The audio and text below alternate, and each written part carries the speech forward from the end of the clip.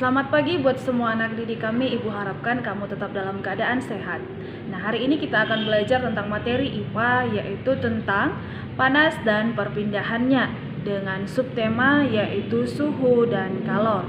Nah, coba kamu perhatikan ketiga gambar yang sudah ibu buat ini. Ada 3 gambar. Nah, dari ketiga gambar tersebut, coba kamu perhatikan dan kamu simak kegiatan manakah yang sering kita lakukan dalam kehidupan kita sehari-hari. Ketiga gambar tersebut ada kaitannya dengan suhu dan kalor.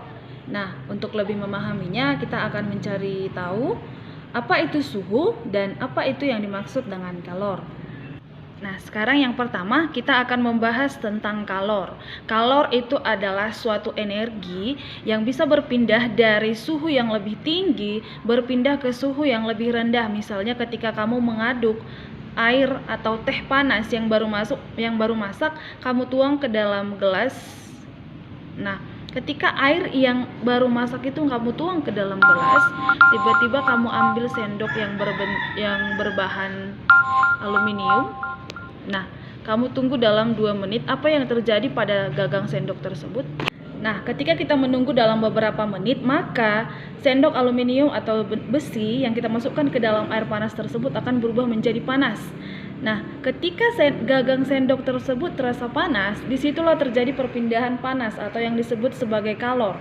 Panas yang dari air tersebut berpindah ke gagang sendok. Itulah dia yang disebut sebagai kalor atau perpindahan kalor. Yang kedua yaitu suhu. Suhu itu adalah derajat panas suatu benda.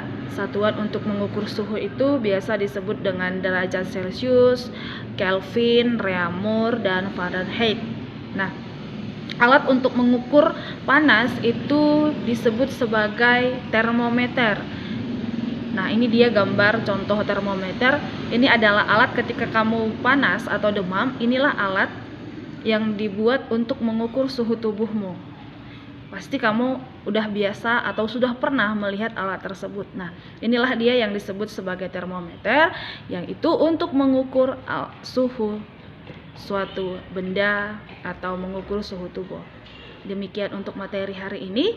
Untuk selanjutnya kita akan bahas besok.